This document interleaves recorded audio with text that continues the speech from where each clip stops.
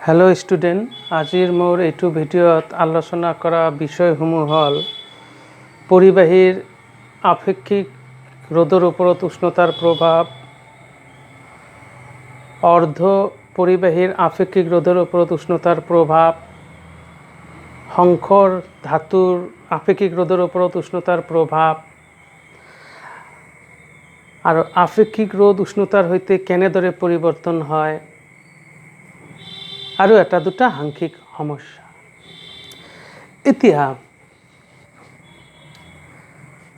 এতিয়া আমি আগৰ ক্লাছত আলোচনা কৰিছোঁ যে আপেক্ষিক ৰোধৰ প্ৰকাশ ৰাশি হ'ল n e স্কয়াৰ টাউ। m2 ইলেক্ট্ৰনৰ ভৰ, e2 ইলেক্ট্ৰনৰ আধান, এইটো হ'ল একক আয়তনত থকা ইলেক্ট্ৰনৰ সংখ্যা, মানে ইলেক্ট্ৰনৰ ঘনত্ব কম।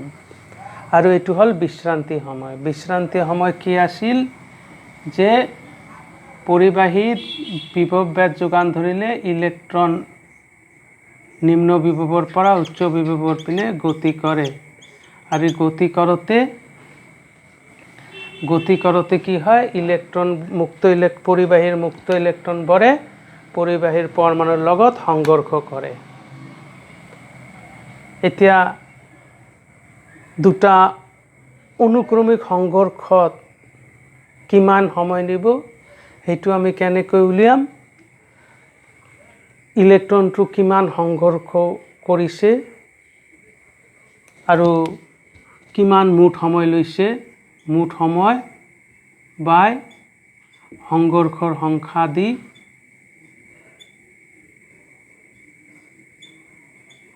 মানে ইয়াৰ পৰা ইয়াত আহোঁতে কিমান সময় লৈছে আৰু ইয়াৰ পৰা ইয়াত আহোঁতে ইলেক্ট্ৰনটো কিমান সংঘৰ্ষ কৰিছে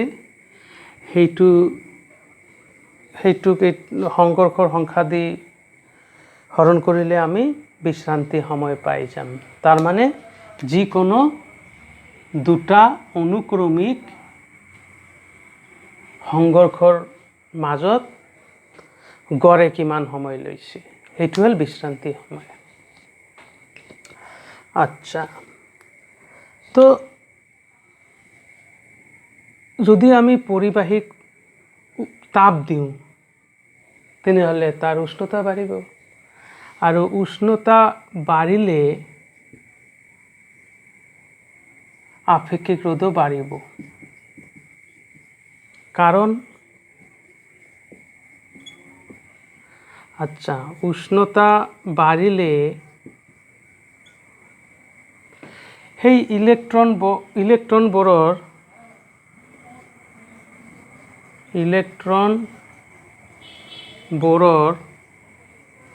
তাপীয় গতি বাঢ়িব, তাপীয় বেগ। আৰু যেতিয়া ইলেক্ট্ৰনবোৰৰ তাপীয় বেগ বাঢ়িব তো ইলেক্ট্ৰনবোৰ সোনকালে সংঘৰ্ষ কৰিব। সোনকালে মানে কি, সময় কম, অৰ্থাৎ বিশ্ৰান্তি সময়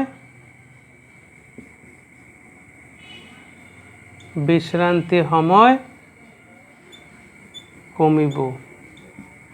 আৰু যেতিয়া বিশ্ৰান্তি সময় কমিব তেতিয়া ইলেক্ট্ৰন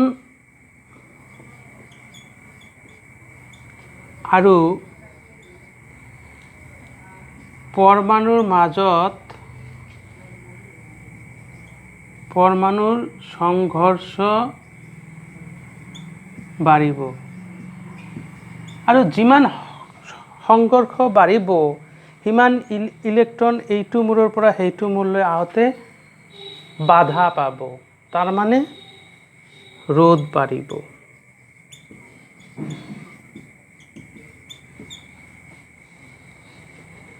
তাৰ মানে আপেক্ষিক ৰোধ বাঢ়িব, সেইটোৱে হ'ল কাৰণ। তো আহা কি পালো যে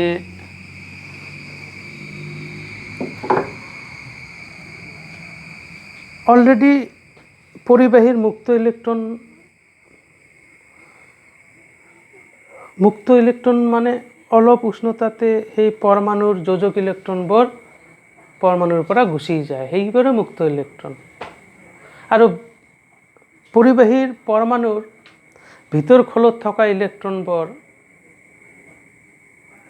সহজে গুচি নাযায়, তাৰ মানে সেইকাৰণে পৰিবাহীৰ ক্ষেত্ৰত এই এনৰ মানটো উষ্ণতাৰ সৈতে ইমান পৰিৱৰ্তন নহয়।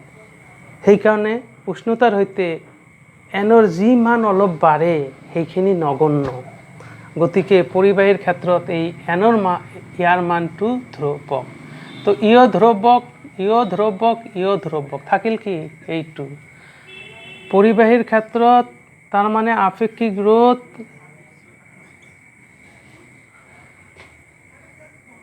বিশ্ৰান্তি সময়ৰ ব্যস্তানুপাতিক। আমি কি জানো, উষ্ণতা বাঢ়িলে টাও কমে, বিশ্ৰান্তি সময় কমে। তো এই দুটা আমাক কি দিলে, এটা বাঢ়িলে এটা কমে মানে কি, ব্যস্তানুপাতিক। উষ্ণতা বাঢ়িলে বিশ্ৰান্তি সময় কমে, এটা বাঢ়িলে এটা কমে মানে ব্যস্তানুপাতিক। তাৰ মানে উষ্ণতা বাঢ়িলে বিশ্ৰান্তি সময় কমে। তেনেহ'লে ইয়াত যদি মই বহাই দিওঁ rho 1/tau মানে 1/t, তেনেহ'লে কি হ'ল, rho directly proportional to temperature. তাৰ মানে আমি কি সম্বন্ধটো পালোঁ যে ধাতুৰ পৰিবাহীৰ উষ্ণতা বাঢ়িলে আপেক্ষিক ৰোধও বাঢ়ে। ঠিক আছে। তেনেহ'লে এতিয়া গ্ৰাফডাল কেনেকুৱা হ'ব?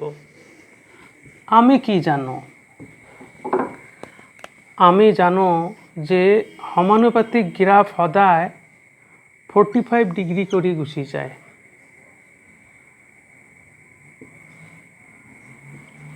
সৰলৰৈখিক হয়। ঠিক আছে। এই ম্যাথামেটিক্যাল মতে গ্ৰাফডাল শুদ্ধ, কিন্তু ৰিয়েল লাইফত এইটো গ্ৰাফ শুদ্ধ নহয়। কাৰণ বুজাই দিওঁ।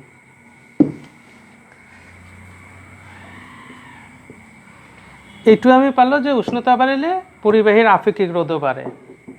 আচ্ছা, এই পইণ্টটো আহা। এই পইণ্টটোত কিমান উষ্ণতা? T = 0। ইয়াত টিও 0 হ'ল, তো ইয়াত T 0 হোৱা নাই, ইয়াত আপেক্ষিক ৰোধও 0 হোৱা নাই। তো ইয়াত টিও 0, তো আপেক্ষিক ৰোধও কি হৈ গ'ল? 0। আপেক্ষিক ৰোধ 0 হ'লে রোধ কিমান হ'ব? রোধও 0। রোধ 0 হ'লে প্রবাহ কিমান হ'ব? V/R। তো এইটো 0, তো অসীম হৈ গ'ল। তার মানে কি বুঝিলা? যে আমি যদি উষ্ণতা কমাই দিওঁ তেনেহ'লে আমি প্রবাহ অসীম পাম। তেনেহ'লে আমি কি কৰিম যে ঘৰত কুলাৰ লগাই দিম, এয়াৰ কুলাৰ লগাই দি উষ্ণতা 0 কৰি দিম। তেতিয়া আমি কারেন্ট অসীম পাই যাম, কারণ রোধ নাই। তেনেহ'লে অসীম কারেন্ট জানো আমি পাম? তেনেহ'লে আমাৰ ইলেক্ট্ৰিচিটিৰ বিলে নাহিব। 1 মাহ চলালে আমাৰ এতিয়াৰ 1 ঘণ্টাৰ সময় হৈ যাব। সেইটো হ'ব নেকি? তো ৰিয়েল লাইফত সেইটো পচিবল নহয়। সেইকাৰণে 0 ডিগ্ৰী উষ্ণতাতো আপেক্ষিক ৰোধটো থাকিব লাগিব। সেইকাৰণে গ্ৰাফডাল হ'ব এনেকুৱা। তাৰ বুজিছা? সেইকাৰণে গ্ৰাফডাল এনেকুৱা হ'ব। তাৰ মানে 0 ডিগ্ৰি সেলসিয়াস উষ্ণতাতো পৰিবাহীৰ আপেক্ষিক ৰোধ থাকে। এতিয়া অৰ্ধ পৰিবাহী।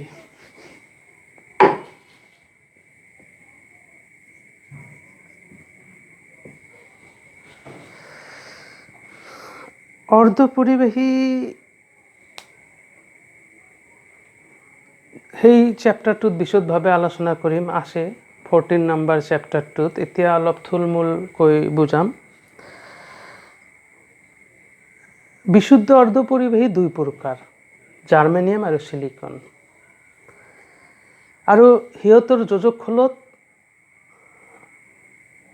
অৰবিটেল মানে ভ্যালেন্স অৰবিটেলত 4টাকৈ ইলেক্ট্ৰন থাকে। আৰু সেইটোৱে সিহঁতৰ বেনিফিট। 4টা ইলেক্ট্ৰন থকাৰ কাৰণে সিহঁতে নিজৰ মাজত 4টাকৈ সমযোজী বন্ধন সৃষ্টি কৰে।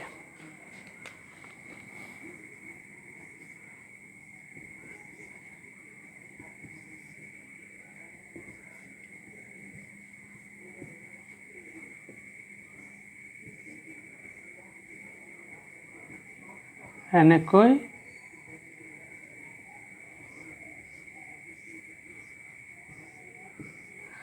এটা ইলেক্ট্রন দিলে এটা ইলেক্ট্রন দিলে সমযোজী বন্ধন সৃষ্টি করে। এটা দিলে সমযোজী বন্ধন, এটা দিলে এই পরমাণু এটা দিলে এনেকৈ সমযোজী বন্ধন নিজৰ মাজত সৃষ্টি কৰিব পাৰে। তাৰ মানে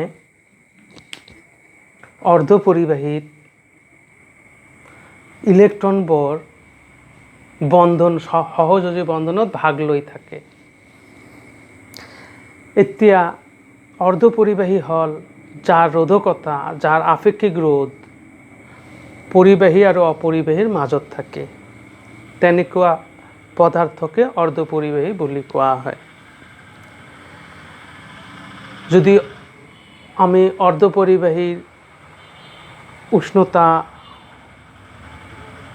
কমাই গৈ শূন্য কৰি দিওঁ, তেনেহ'লে অৰ্ধপৰিবাহীটো অপৰিবাহীৰ আচৰণ কৰিব। এতিয়া অৰ্ধপৰিবাহীটোক আমি তাপ দিলোঁ, লাহে লাহে তাৰ উষ্ণতা বাঢ়িব। যেতিয়া তাৰ উষ্ণতা বাঢ়িব, তেতিয়া সেই বন্ধনত ভাগ লোৱা ইলেক্ট্ৰনবোৰ শক্তি পাব, আৰু যেতিয়া সেই ইলেক্ট্ৰনবোৰ শক্তি পাব, তেতিয়া সেই ইলেক্ট্ৰনবোৰ বন্ধনৰ পৰা গুচি যাব, মানে বন্ধনটো ভাঙি যাব। তেতিয়া সেই ইলেক্ট্ৰন বন্ধনৰ পৰা ভাঙি যোৱা ইলেক্ট্ৰনবোৰ মুক্ত হৈ গ'ল, অৰ্থাৎ মুক্ত ইলেক্ট্ৰনৰ সংখ্যা বাঢ়ি গ'ল। অৰ্থাৎ অৰ্ধপৰিবাহীৰ যদি আমি উষ্ণতা বঢ়াই গৈ থাকোঁ, তেনেহ'লে অৰ্ধপৰিবাহীত মুক্ত ইলেক্ট্ৰনবোৰ দ্ৰুত গতিত ভাঙি যায়। অলপ নহয়, দ্ৰুত গতিত ভাঙি যায়।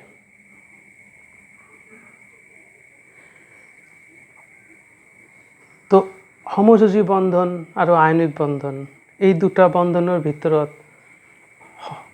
এই সহযোজী বন্ধন বা সমযোজী বন্ধন আৰু আয়নিক বন্ধন, সমযোজী বন্ধনটো দুৰ্বল হয়। সেইকাৰণে অৰ্ধপৰিবাহীত উষ্ণতা যোগান ধৰিলে বান্ধনীবোৰ ভাঙি যায়, আৰু একেলগে বহুত বান্ধনী ভাঙি যায়। সেইকাৰণে অৰ্ধপৰিবাহীত উষ্ণতা যোগান ধৰিলেই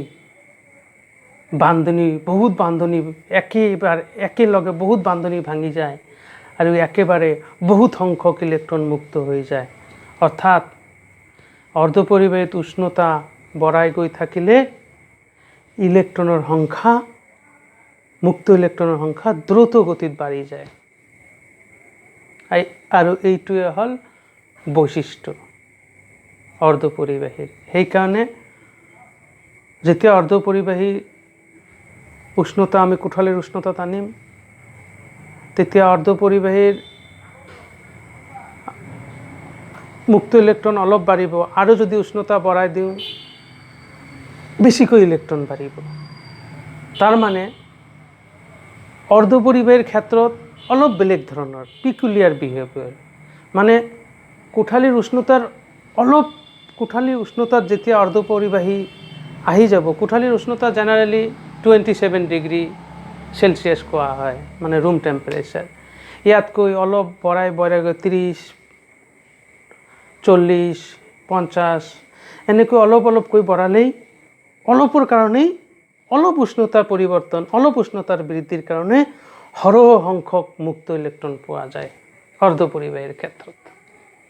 এইটোৱে অৰ্ধপৰিবাহীৰ বৈশিষ্ট্য। তাৰ মানে শূন্য উষ্ণতাত পৰিবাহী আচৰণ কৰে, আৰু উষ্ণতা বঢ়ালে অৰ্ধপৰিবাহীটো পৰিবাহী হিচাপে আচৰণ কৰে।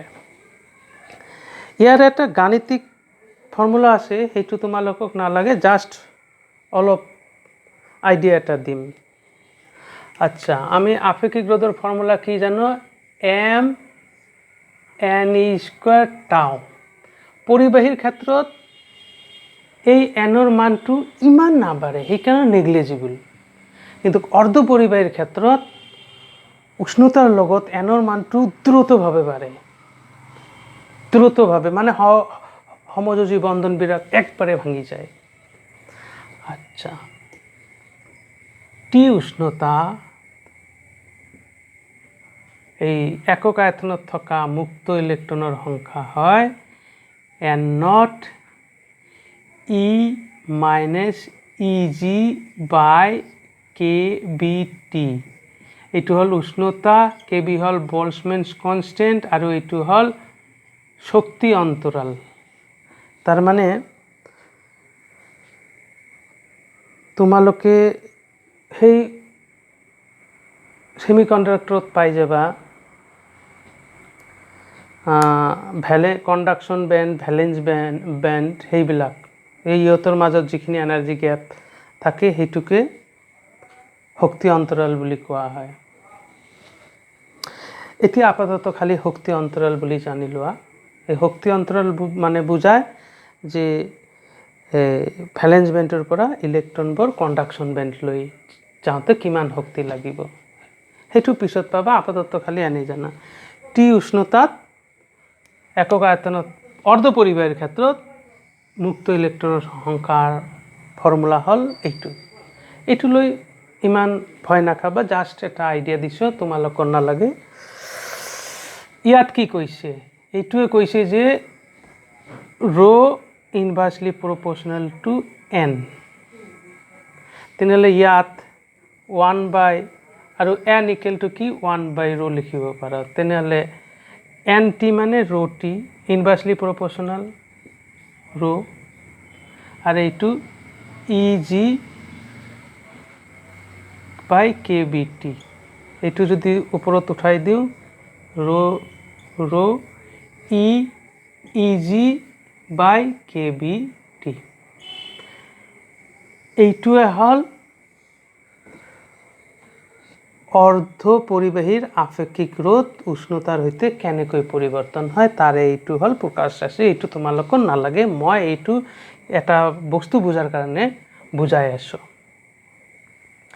তেনেহ'লে টি ইকুৱেল টু 0, তেনেহ'লে ৰ টি ইকুৱেল টু ৰ ই জি মাই কে বি 0, ৰ e to the power infinity, e to the power infinity অসীম হ'লে ইনফিনিটি হয়। তাৰ মানে আমি যদি 0 ডিগ্ৰী চেলচিয়াছ উষ্ণতাত লওঁ তেনেহ'লে ইয়াৰ আপেক্ষিক ৰোধ অসীম হৈ গ'ল, মানে বহুত বেছি হৈ গ'ল। তাৰ মানে 0 ডিগ্ৰী চেলচিয়াছত আপেক্ষিক ৰোধ অসীম হৈ গ'ল, মানে 0 ডিগ্ৰী চেলচিয়াছত ইয়াৰ ৰোধটোও অসীম হৈ গ'ল। আৰু ৰোধৰ মান কাৰ কাৰণে বেছি হয়? অপৰিবাহীৰ ৰোধ কাৰ ধৰ্ম আছিল? অপৰিবাহীৰ ধৰ্ম। যাৰ ৰোধ বহুত বেছি সিয়ে অপৰিবাহী। তেনেহ'লে এতিয়া ৰোধৰ মান কি হ'ল? 0 ডিগ্ৰী উষ্ণতাটো ৰোধৰ মান কি হৈ গ'ল? অসীম হৈ গ'ল। তাৰ মানে অৰ্ধপৰিবাহীটো 0 ডিগ্ৰী উষ্ণতাত অপৰিবাহী হিচাপে আচৰণ কৰিলে, সেইটোৱে মই বুজাইছোঁ। ঠিক আছে, এতিয়া আচলটোত আহোঁ। এতিয়া উষ্ণতা বাঢ়িলে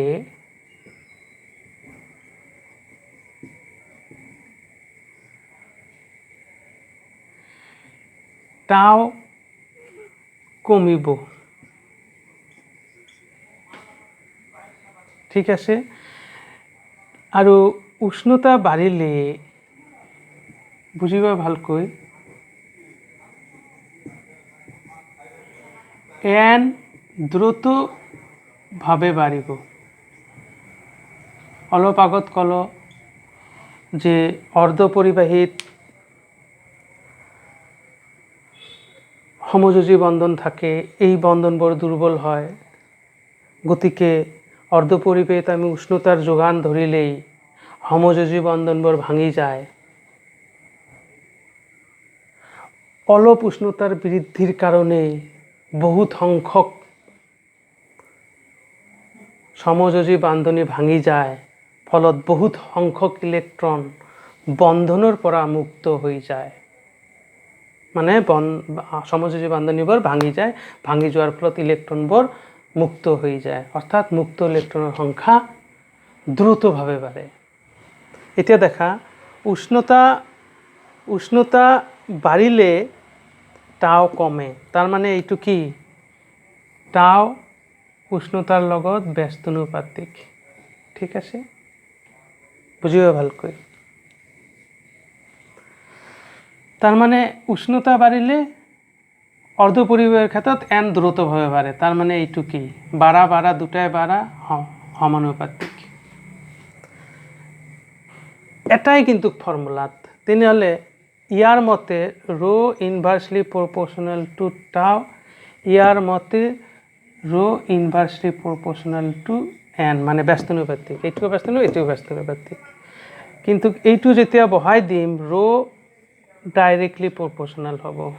তাৰমানে 1/, এইটো কি আছে 1/t, rho directly proportional to t। ইয়াত rho n ডাইৰেক্টলি 1/t।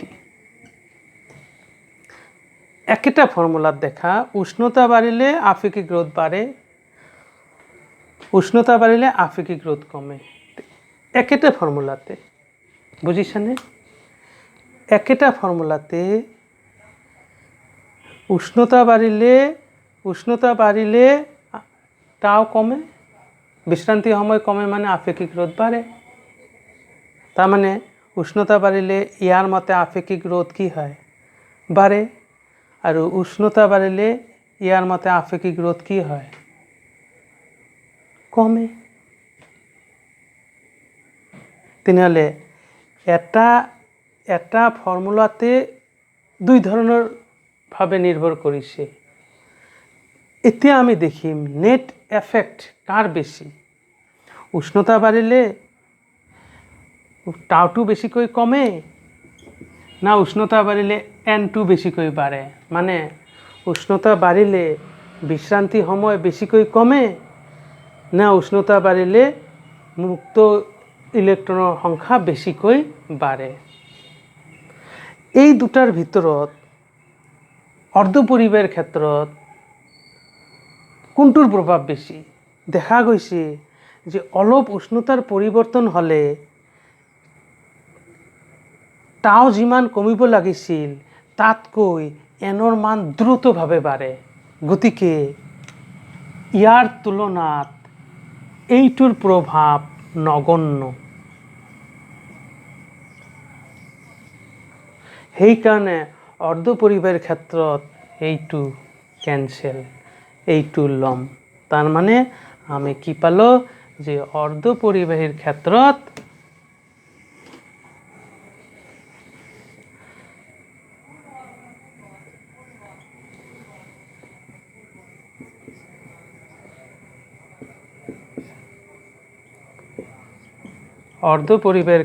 উষ্ণতা বাঢ়িলে আপেক্ষিক ৰ'দৰ মান কমে। তার মানে উষ্ণতা বাড়িলে আপেক্ষিক রোধ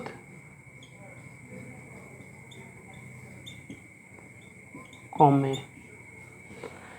আপেক্ষিক রোধ কমা মানে কি? রোধ কমে, অর্থাৎ মানে উষ্ণতা বাড়ালে আপেক্ষিক অর্ধপরিবাহীর আপেক্ষিক রোধ কমে যায়। তার মানে অর্ধপরিবাহী পরিবাহী হিসেবে আচরণ করে। তেনেহলে 0 ডিগ্ৰী ৰো আৰু টি, 0 ডিগ্ৰীত কি আছিল? অৰ্ধপৰিবাহীৰ আপেক্ষিক ৰোধ বহুত বেছি হয়। উষ্ণতা বাড়িলে এই আপেক্ষিক ৰোধটো লাহে লাহে এক্সপনেনশিয়েলি কমি যায়। এইটোৱে হ'ল গ্ৰাফ। ঠিক আছে, এতিয়া মই পঢ়াম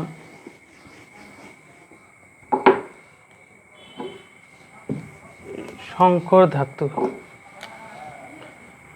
সংকর ধাতুর আপেক্ষিক রোধ। ঠিক আছে,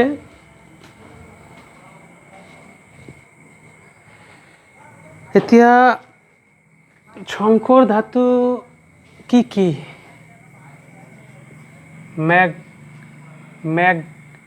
ম্যাঙ্গানিজ, নাইক্রোম, কনষ্টেণ্টিন, এইবিলাক হ'ল সংকৰ ধাতু। সংকৰ ধাতু, এই নাইক্ৰমত থাকে নিকেল আৰু ক্ৰোমনিয়াম। এইবিলাক হ'ল সংকৰ ধাতু। তো সংকৰ ধাতু মানে এক্সপেৰিমেণ্ট কৰি দেখা গৈছে যে সংকৰ ধাতুৰ আপেক্ষিক ৰোধ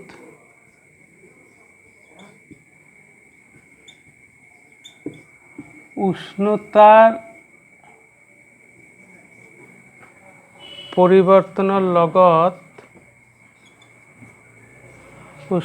পৰিৱৰ্তনৰ সৈতে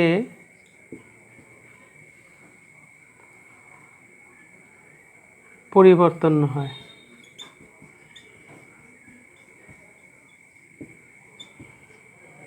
তাৰ মানে বুঝিছা যে সংকৰ ধাতুৰ আপেক্ষিক ৰোধ উষ্ণতাৰ ওপৰত নিৰ্ভৰ নকৰে। এইটোও বুঝাইছো সংকৰ ধাতুৰ আপেক্ষিক ৰোধ উষ্ণতাৰ পৰিবৰ্তন হইতে পৰিবৰ্তন নহয়।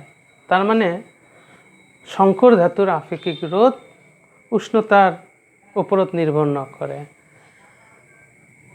অলপ বাড়ে, এইটো একদম নগণ্য। তার মানে এইটো রো আর এইটো টি,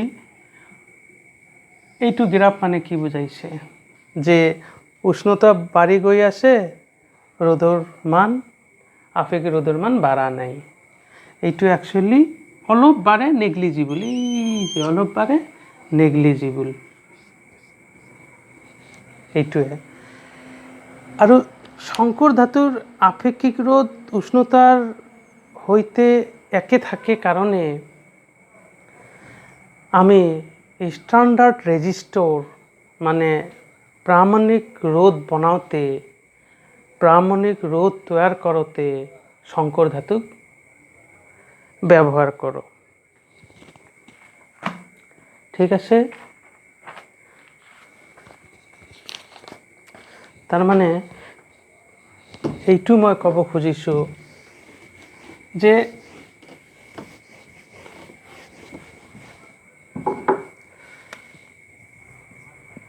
প্রামাণিক মানে স্ট্যান্ডার্ড রোধ তৈয়ার করতে সংকৰ ধাতু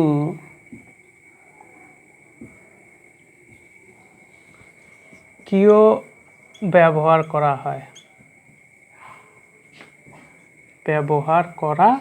হয়?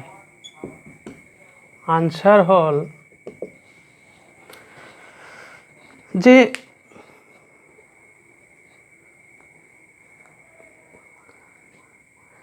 পৰীক্ষাৰ সময়ত যিকোনো আমি এটা এক্সপেৰিমেন্ট যেতিয়া কৰিম ইলেক্ট্ৰিসিটিৰ,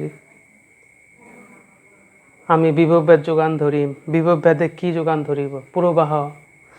যেতিয়া কোনো তাৰৰ মাজেৰে প্ৰবাহ চালিত হয়, প্ৰবাহৰ দুটা প্ৰভাব আছে, এটা হল চুম্বক প্ৰবাহ আৰু এটা হল প্ৰবাহৰ তাপীয় ক্ৰিয়া। অৰ্থাৎ কোনো পৰিবাহীৰ মাজেৰে প্রবাহ চালিত হলে তাপ উৎপন্ন হয়। তো যেতিয়া আমি এটা কোনো পরীক্ষা কৰিম বা এক্সপেৰিমেন্ট কৰিম, তেতিয়া আমি ইলেক্ট্ৰিসিটিৰ যেতিয়া এক্সপেৰিমেন্ট কৰিম, তেতিয়া সেই আমি তাৰৰ মাজেৰে প্ৰবাহ চালিত কৰিব লাগিব। আৰু প্ৰবাহ চালিত কৰাৰ ফলত তাৰৰ ৰোধ বাড়িব, মানে উষ্ণতা বাড়িব। প্ৰবাহ চালিতৰ ফলত তাৰডালত তাপ উৎপন্ন হ'ব। তাপ উৎপন্ন হলে তাৰ ডালৰ উষ্ণতা বাঢ়িব, তাৰ ডালৰ উষ্ণতা বাঢ়িলে তাৰ ডালৰ ৰোধ বাঢ়িব। ধৰা আমি এটা এক্সপেৰিমেণ্ট কৰিব খুজিছোঁ, যেতিয়া এক্সপেৰিমেণ্ট কৰোঁতে তাৰ ডালৰ রোধ আছিলে 10 ওহম। আধা ঘন্টা এক্সপেরিমেন্ট করার ফলত তার ডাল গরম হয়ে গেল, গরম হওয়ার ফলত তার ডালের রোধ বাড়ি গেল, তো আমি তার ডালের রোধ কি হয়ে গেল 12 ওহম হয়ে গেল। কিন্তু আমি কি তার ডালর অ্যাকচুয়াল রোধ পাম নাকি? না পাম না হয়। তার মানে রোধ রোধ রোধ মানে প্ৰামাণিক ৰোধ বনায় তাৰ দি, ভিতৰত তাৰ থাকে। মই সেইবিলাক এক্সপেৰিমেণ্টত দেখাই দিম। তো সেই তাৰৰ মাজেদি যেতিয়া প্ৰবাহ যাব, তার গরম হব, উষ্ণতা বাড়িব, রোধ বাড়িব। তেতিয়া দেখোন আমি নিছিল 10 ওহম, 10 ওহম নিছিল পরীক্ষার কারণে। এতিয়া সেই যিখিনি আমাক লাগে পরীক্ষার কারণে 10 ওহম। মানে রোধ কৈ আছো, তার মানে রোধ প্ৰামাণিক ৰোধ বানাতে এনেকৈ গ্যাপ থাকে, আৰু এই গ্যাপবোৰত এনেকৈ তাৰ থাকে। আৰু ইয়াত লাখে 2 ওহম 3 ওহম। এতিয়া দেখা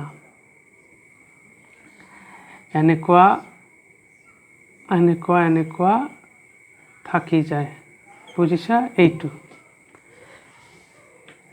আৰু এইটো কণ্ডাক্টৰ পৰিবাহী থাকে, ঠিক আছে? বক্স পৰীক্ষাত পাবা। যেতিয়া আমি এইটো বহাই দিম, তেতিয়া এইটো এনেকৈ বহি যাব, আৰু এইটো পৰিবাহী। তেতিয়া কিন্তু প্ৰবাহ সদায় ইজি পথত গতি কৰে। তেতিয়া প্ৰবাহ ডাইৰেক্ট এনেকৈ গতি কৰিব। এইটো ৰেজিষ্টেন্স বক্সত তোমালোকে নিশ্চয় অলপ চাইছিলা প্ৰেক্টিকেল ৰুমত। এতিয়া যদি মই এইটো উঠাই দিওঁ, এইটো উঠাই দিলোঁ, এতিয়া প্ৰবাহ বাধ্য হৈ এই ৰোধৰ মাজেৰে, এই তাৰডালৰ মাজেৰে গুচি যাব, এই তাৰডালৰ মাজেৰে গুচি যাব। তেতিয়া সেই তাৰডালৰ ৰোধ ধৰা 10 ওহম আছে, তেতিয়া আমি পৰীক্ষাত লিখিম কি 10 ওহম লিখিম। বুজিছা? কিমান ওহম লিখিম? 10 ওহম। কিন্তু প্রবাহ যেতিয়া চালিত হ'ব এই তাৰডালৰ মাজেৰে, তারডালত তাপ উৎপন্ন হ'ব। তাপ উৎপন্ন হলে উষ্ণতা বাড়িব, উষ্ণতা বাড়িলে রোধ বাড়িব। অর্থাৎ 15 মিনিট আধা ঘন্টা এক্সপেরিমেন্ট করার পিছত সেই তাৰডালৰ রোধ এতিয়া কিমান হৈ গ'ল? 12 ওহম। কিন্তু আমি কিমান ওহমৰ কাৰণে লৈছিলোঁ পৰীক্ষাৰ কাৰণে? 10 ওহম। তো আমি কিমান ওহম পালো? 12 ওহম। তেনেহ'লে তো আমি অৰিজিনাল যিটো এক্সপেৰিমেন্ট কৰিম, তো আমি অৰিজিনাল এক্সপেৰিমেন্ট কৰিব নোৱাৰিম, অলপতো ভুল থাকিব। সেইকাৰণে আমি ইয়াত শংকৰ ধাতু ল'ম, যাতে এই তাৰডাল কি ধাতুৰ ল'ম? শংকৰ ধাতুৰ ল'ম, যাতে ইয়াৰ ৰোধ উষ্ণতাৰ সৈতে বৃদ্ধি নাপায়। তাৰ মানে যদি আমি শংকৰ ধাতু লওঁ, প্ৰবাহ চালিত হওয়াৰ পিছতো ইয়াৰ মান কিমান থাকিব? 10 ওহমে থাকিব, 12 ওহম নাথাকিব। সেইকাৰণে প্ৰামাণিক ৰোধ তৈয়াৰ কৰোঁতে শংকৰ ধাতুক ব্যৱহাৰ কৰা হয়। আৰু কি ধৰ্মৰ কাৰণে ব্যৱহাৰ কৰা হয়? কাৰণ শংকৰ ধাতুৰ আপেক্ষিক ৰোধ উষ্ণতাৰ সৈতে পৰিৱৰ্তন নহয়। এতিয়া মই পঢ়াম আপেক্ষিক ৰোধৰ ওপৰত উষ্ণতাৰ প্ৰভাব।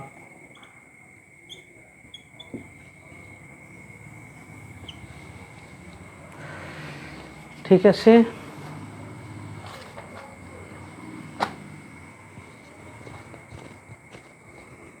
আচ্ছা, একক উষ্ণতাৰ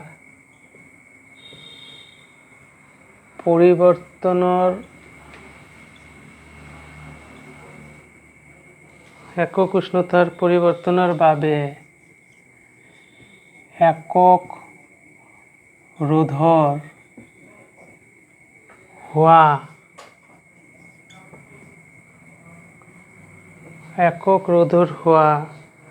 ৰোধৰ পৰিৱৰ্তনক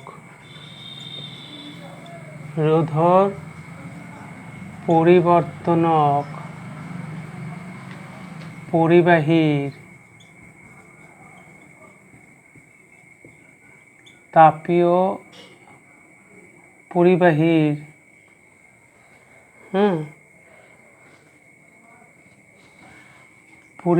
ৰোধৰ তাপীয় গুণাঙ্ক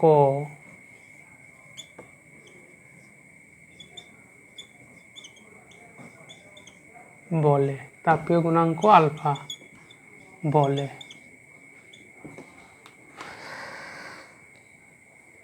ডেফিনেশ্যনটো মন কৰিবা। 0 ডিগ্ৰী সেলসিয়াছ উষ্ণতাত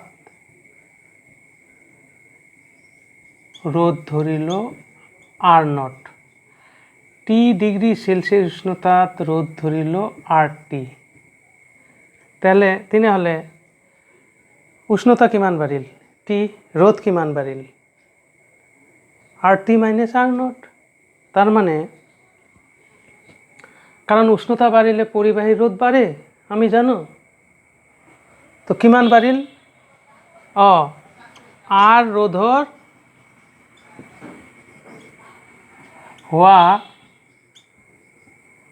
রোধর পরিবর্তন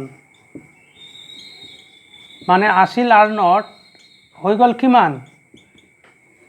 RT, কারণ উষ্ণতা বাড়িলে রোধ বাড়িব, তেনেহলে কিমান রোধর পরিবর্তন হল?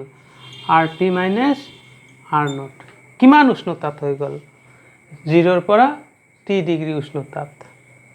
তেনেহলে একক রোধর পরিবর্তন কি হব? RT মাইনাস R0 বাই R0। এইখিনি যে একক রোধর পরিবর্তন হল, কিমান উষ্ণতাত হল?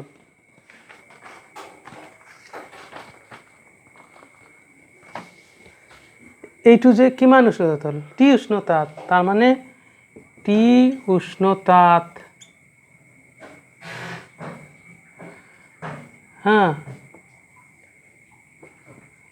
T উষ্ণতাত এইটো T উষ্ণতার কারণে হল। T উষ্ণতাত একক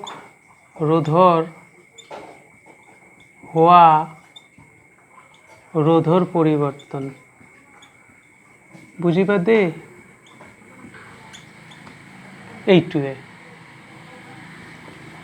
এইটুয়ে লিখি দিই RT মাইনাস R0। এই যে এইটু কিমান উষ্ণতাত হল? T উষ্ণতাত একক রোধর হওয়া পরিবর্তন এইটু, কারণ এইটু তো T উষ্ণতাত হয়েছিলে। তেনেহলে একক উষ্ণতাত একক রোধর পরিবর্তন কি হল? RT R0 R0। এই টিটু কত গুছি যাব? ইয়াত গুছি গল। তেনেহলে ফর্মুলা এইটু দেখাচোন। একক উষ্ণতাত পরিবর্তনত হওয়া একক উষ্ণতার পরিবর্তনের বাবে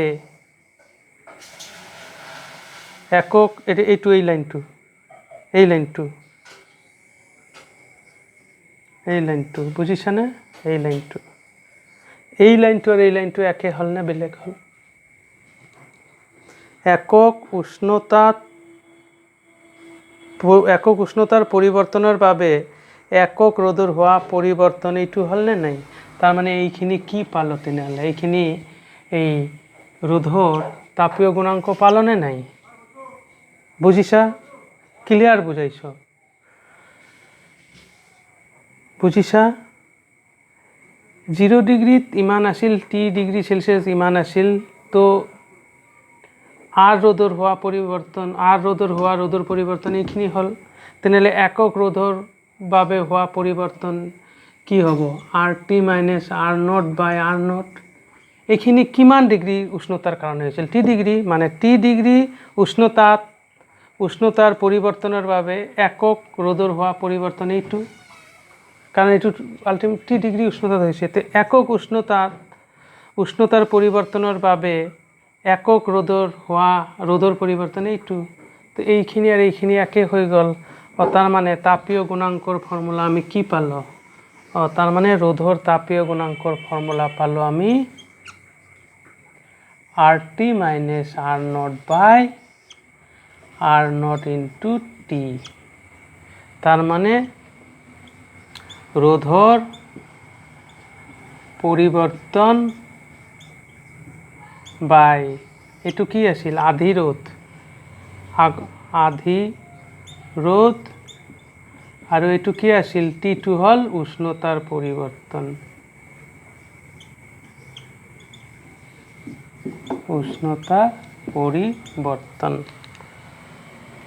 এইটোৱে হ'ল ৰোধৰ তাপীয় গুণাঙ্ক।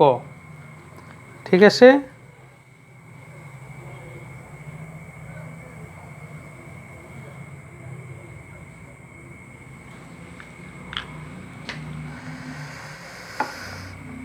আচ্ছা, তেনেহ'লে ইয়াৰ এককটো কি হ'ল হয়?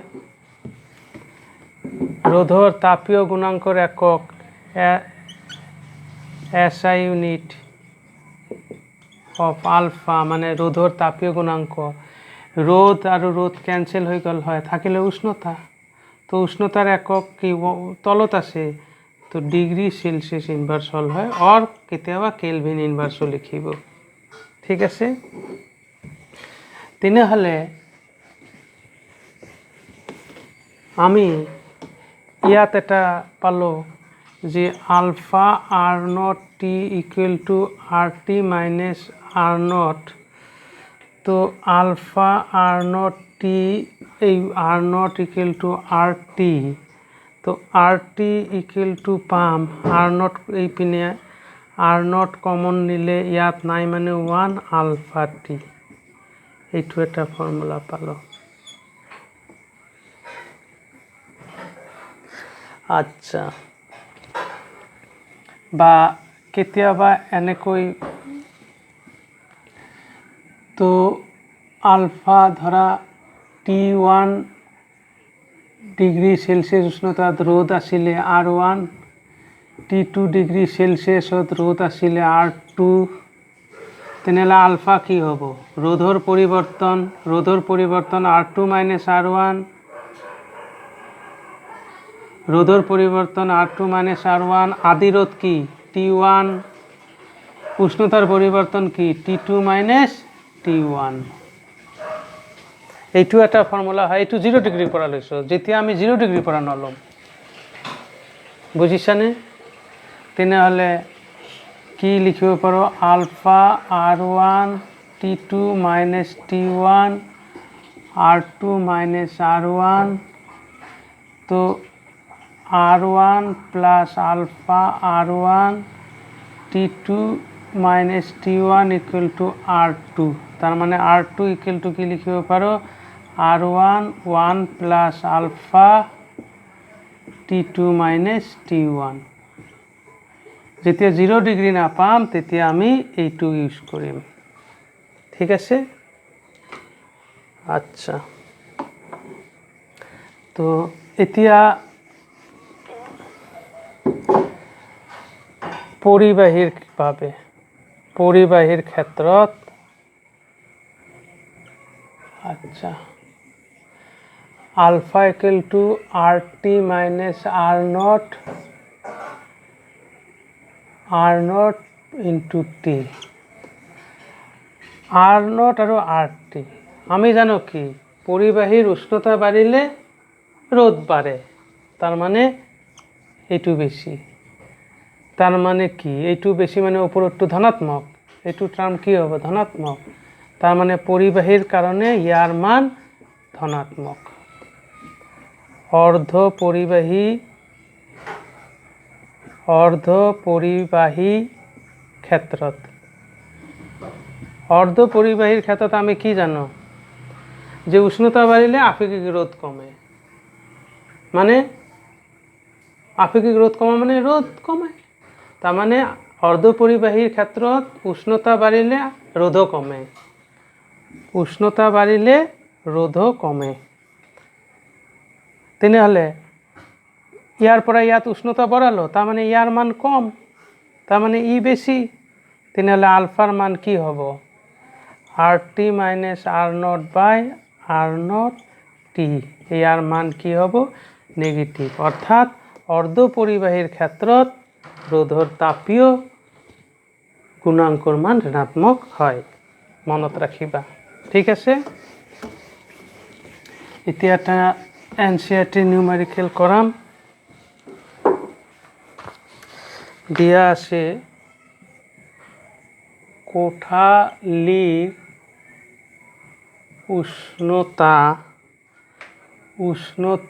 কোঠালিৰ উষ্ণতা 27 ডিগ্ৰী সেলসিয়াছ লয় হ্যাঁ হিটাৰৰ কুণ্ডলী একটা ৰোধ 100 ওম দিছে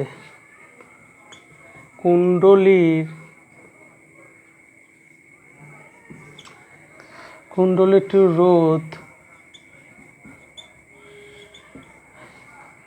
এত ওম লৈ বৃদ্ধি হলে তার উষ্ণতা কিমান হ'ব তার উষ্ণতা কিমান হ'ব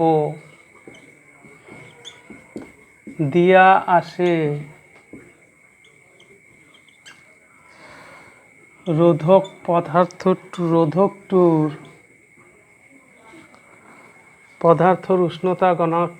পদাৰ্থৰ উষ্ণতা গুণাঙ্ক 1.70 into 10 to the minus 4 degree Celsius এইটো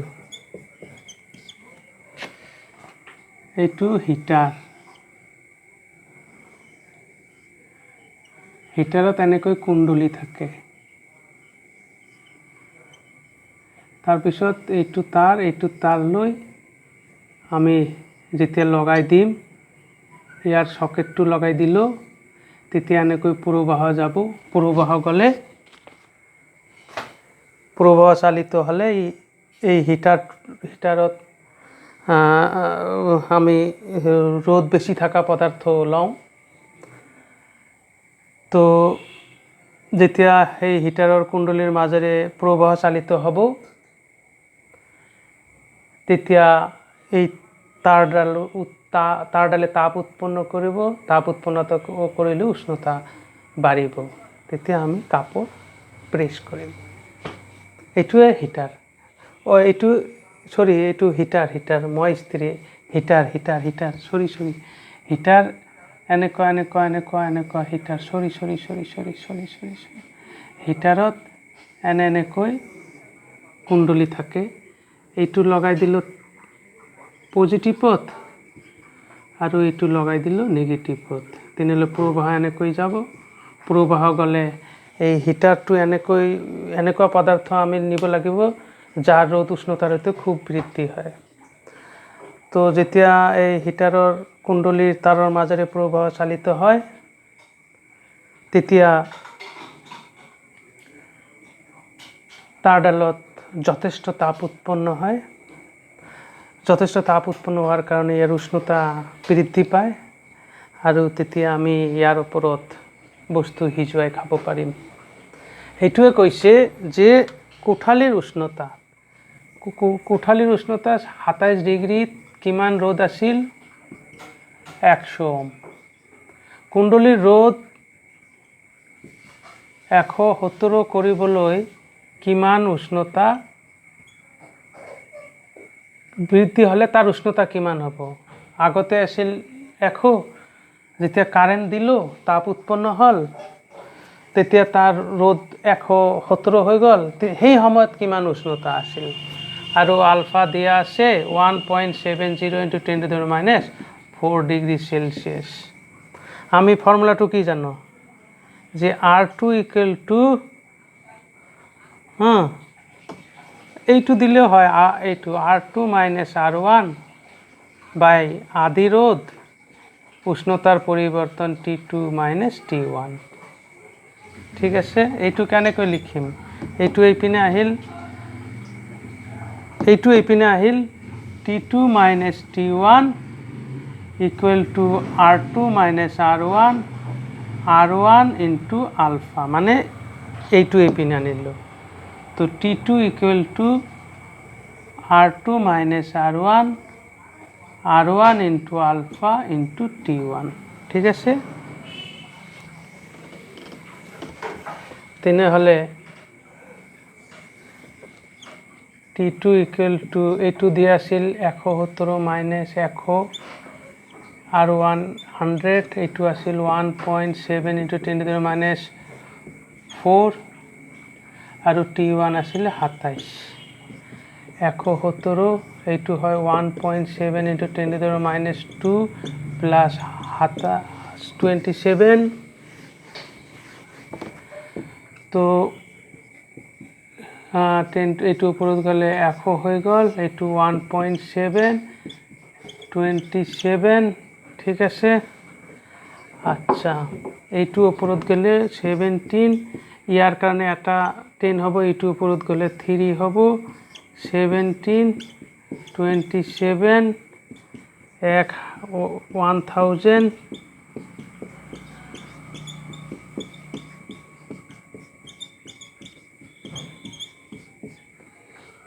Thank you.